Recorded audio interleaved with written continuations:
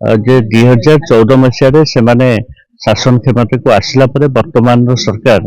आसला परे विभिन्न उपाय रे जी जातिर जनक महात्मा गांधी को बदनाम एवं विकृत करने नाम को विकृत करने नाम संपूर्ण भाव में इतिहास उठे जो अपचेष्टा सब लगी रही। राजेश मिश्र पुरी जिला कांग्रेस सभापति। आज आम एक दिनिया प्रतीकात्मक प्रतिवाद आंदोलन करिछु मनरेगा आईन नाम एवं रूप परिवर्तन विरुद्ध रे। ये आईन संपूर्ण भाव में गरीब विरोधी एवं श्रमिक विरोधी। तेणु यही आईन जो रूपरेख परिवर्तन करछंती वर्तमान केंद्र सरकार जनविरोधी जनविरोधी नीति विरुद्ध रे आज प्रतीकात्मक एक दिवसीय आंदोलन आम ये गांधीघाट रे बसछु एवं तापरे आपण जरिया मु जणै देउ चाहे एक मास धरी ये कार्यक्रम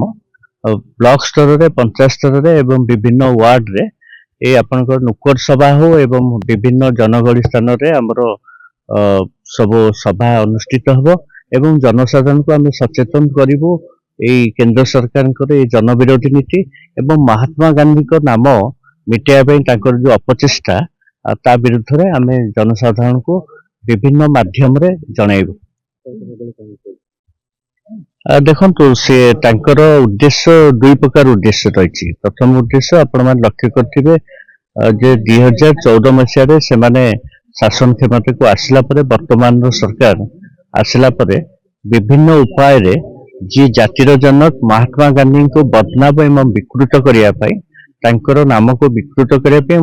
नाम संपूर्ण भाव में इतिहास उठे जो अपचेष्टा सब लगी रही। एवं एकमात्र दल जातीय कांग्रेस दल जी ता विरुद्ध में सब संग्राम कर रही। कारण आमर आदर्श हूँ गांधी एवं आम ए दिगरे गांधी पते ओडिशा सी भी गोटे आमर परिकल्पना अच्छी। आम प्राय आमर जे प्रदेश कांग्रेस सभापति अच्छा सी मालकानगिरी पुणी पदयात्रा आरंभ होची गांधी पते ओडिशा एवं गांधी ये देश प्रति जो अवदान ये जो छोट छोट पिला विकृत मानसिकता जरिया जो अपचेष्टा केंद्र सरकार को विभ्रांत करने जे गांधीजी ये देश अवदान किसी ना जी भी करतमान देश 2014 मसीह ही स्वाधीन होती जो अपचेष्टा रही बर्तमान केंद्र सरकार ता विरुद्ध रे एकमात्र दल भारतीय जातीय कांग्रेस संग्राम करी आसी एवं सबुबले जनविरोधी नीति एवं श्रमिक विरोधी नीति जहाँ वर्तमान सरकार ताको विरोध करी आसी एवं संग्राम भी आगु को जारी रहिबो।